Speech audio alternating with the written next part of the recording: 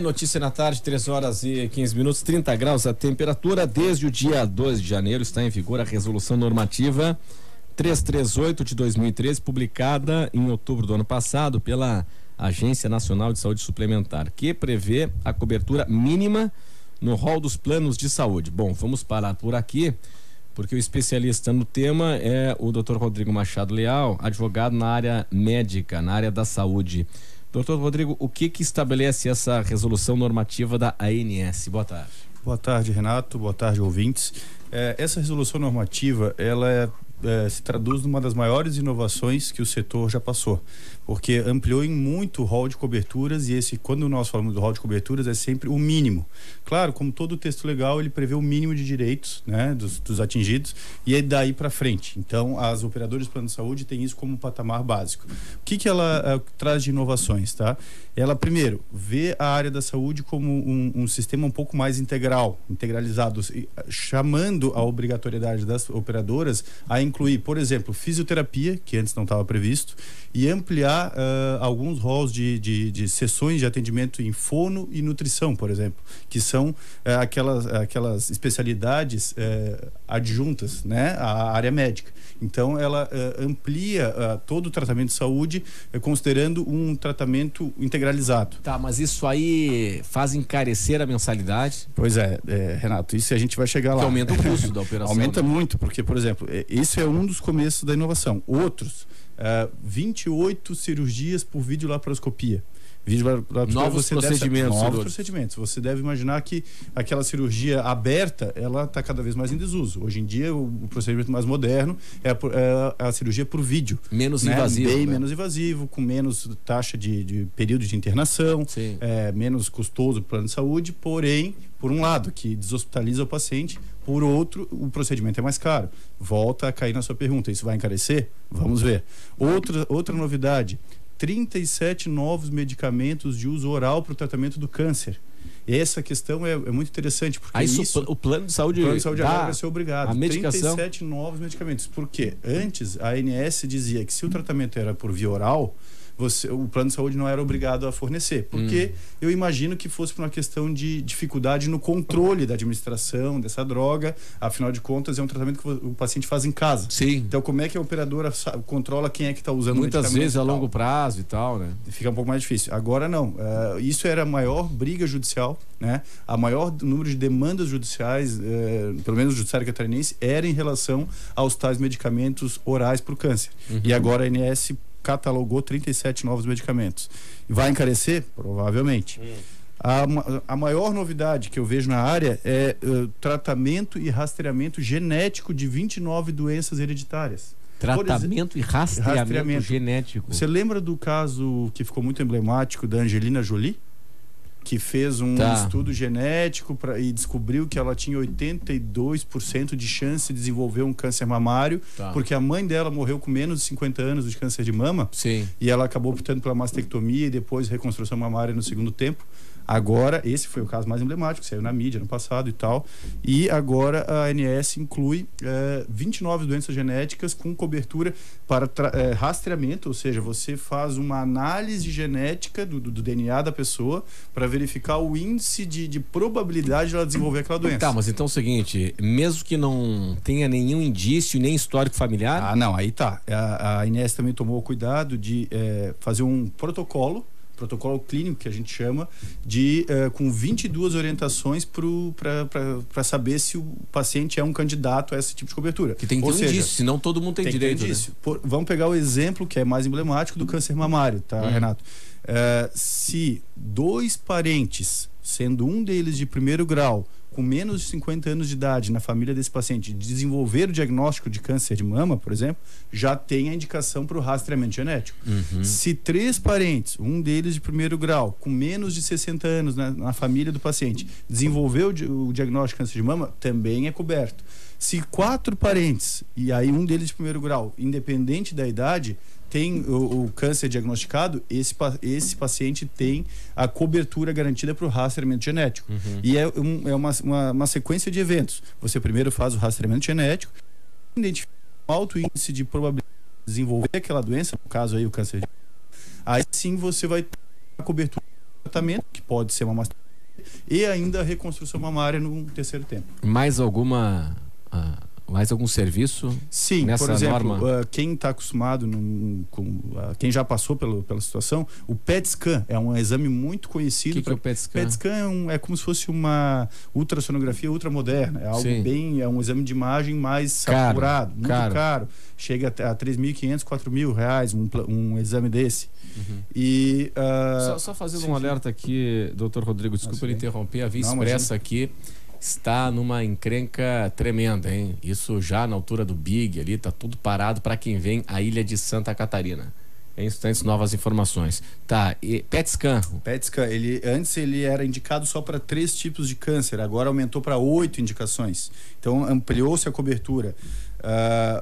Outro exemplo também é o aumento eu acho que a gente já comentou aqui, Renato, o aumento de sessões de fisioterapia, de psicologia e psiquiatria. Antes não havia essas outras especialidades que são coadjuvantes à área médica. Agora todas elas estão cobertas pelos operadores de plano de saúde. Uhum. Tá. Agora, esses novos benefícios aqui, essa ampliação de serviço. Do valor.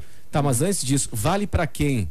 Vale para quem ingressar a partir de janeiro, para quem ingressou já a partir de janeiro ou para antes? A lei que rege o setor, ela é a 9656 de 98, ou seja, esses roles, de todos os roles preconizados pela ANS, eles valem para os planos de saúde contratados a partir de 1999. Aí você me pergunta, e quem tinha plano de saúde contratado antes dessa data? Bom, as operadoras naquela época de transição, elas foram obrigadas a ofertar para os consumidores a migração do plano antigo para o plano novo. E isso elas não podiam obrigar, era uma oferta. Se essas pessoas que tinham um plano contratado antes de 99 optaram pela adaptação ao plano da lei nova, eles vão estar albergados por essa nova resolução. Se não fizeram aquela opção naquela época, infelizmente eles estão fora. Tá, mas se quiser receber isso aqui... Aí agora tem que fazer uma nova contratação. Uma nova contratação. Com base na lei nova. Tá, e aí o seguinte, nós temos aí novos serviços ofertados. Isso aí aumenta o custo na operação dos planos de saúde. E aí? E aí a ANS prevê uma monitorização desse gasto a mais, digamos assim, pelo espaço de tempo de 1 ano.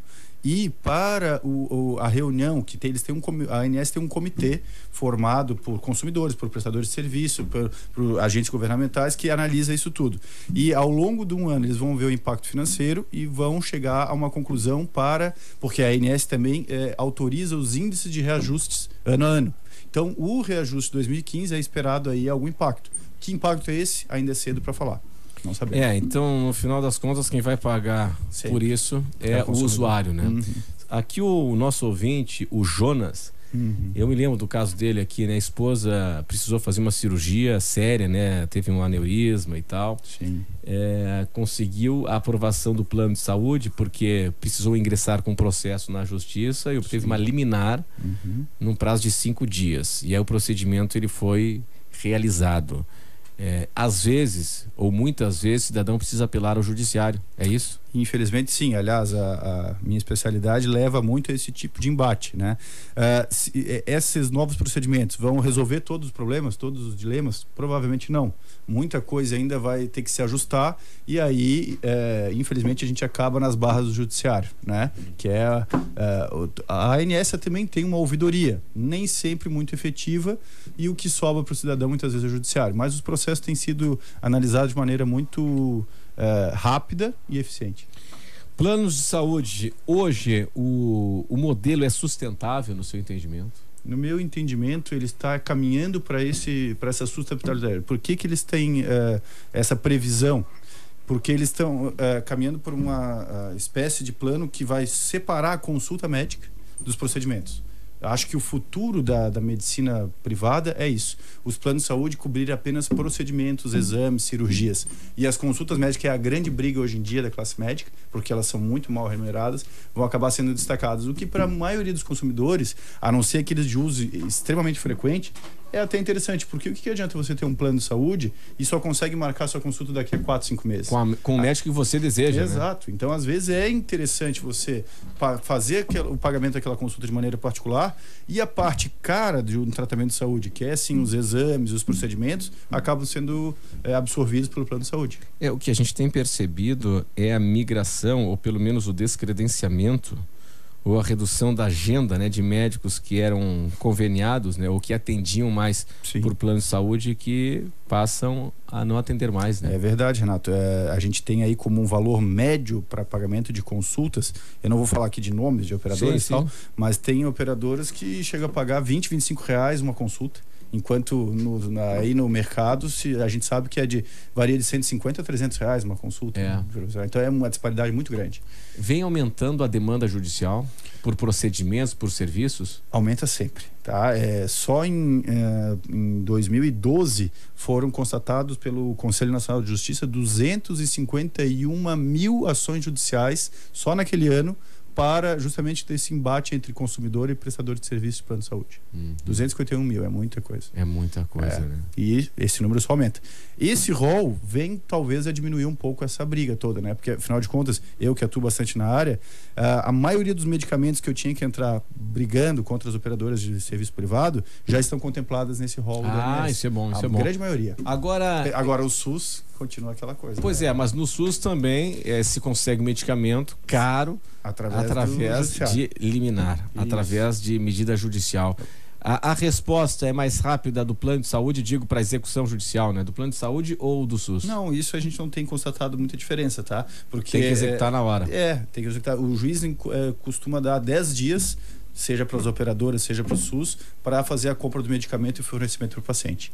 Ou seja, a gente entra com uma ação judicial, consegue ser uma liminar até entre 5 e 10 dias e o juiz determina mais 10 dias, porque a gente entende que tem que ter um prazo de previsão orçamentária, compra do medicamento e tal, para até o medicamento chegar na mão do paciente. Não é a sua área, né? Mas o senhor chegou a ver aquela reportagem não sei se foi no Fantástico, foi no Jornal Nacional, do golpe do paciente, um negócio constrangedor. Isso tem muito. Foi no né? Fantástico? Eu não estou bem recordado, mas tem muito. O senhor chegou, é um negócio impressionante, né? Então o paciente está lá no hospital, está hospitalizado, toca o telefone no quarto do hospital, o golpista, né, liga dizendo que é o doutor, que é o médico. Eu sou médico do paciente e tal. Já descobrimos qual é o problema, é uma bactéria. É uma bactéria. Eu falei, que bom. Não, mas dá para resolver fácil. Tem um medicamento aqui que a gente consegue comprar e tal. R$2.000. Então preciso que você deposite agora e tal. Não era o médico. É óbvio que o médico de verdade não tem nada a ver com isso e tal. Mas que coisa séria, né? Não. O Brasil é o país dos oportunistas, né? Cada vez invento coisa diferente.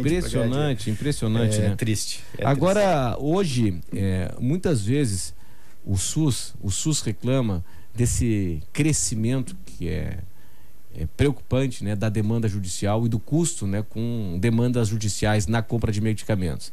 Eles alegam que muitas vezes trata-se de medicamentos sem eficácia comprovada, né, sem evidência, né, científica. Sim. Só que o magistrado não vai querer não vai se deixar o opor a dele isso na reta ali. E depois tem outro, né?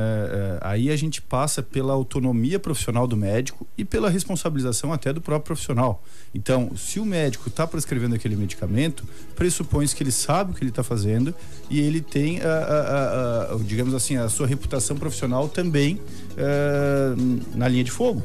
Se ele está prescrevendo medicamentos ineficazes, que não condizem com a clínica do paciente, ele pode ser responsabilizado, inclusive pelo seu Conselho Regional de Medicina, né? Então, existe todo um mecanismo de fiscalização, existe freios e contrapesos aí nessa história. Muito bem. Dr. Rodrigo Machado Leal, advogado na área médica, na área da saúde, obrigado pela sua atenção aqui conosco. Eu que agradeço, Renato. Boa tarde, telespectadores. Boa tarde. 3h29.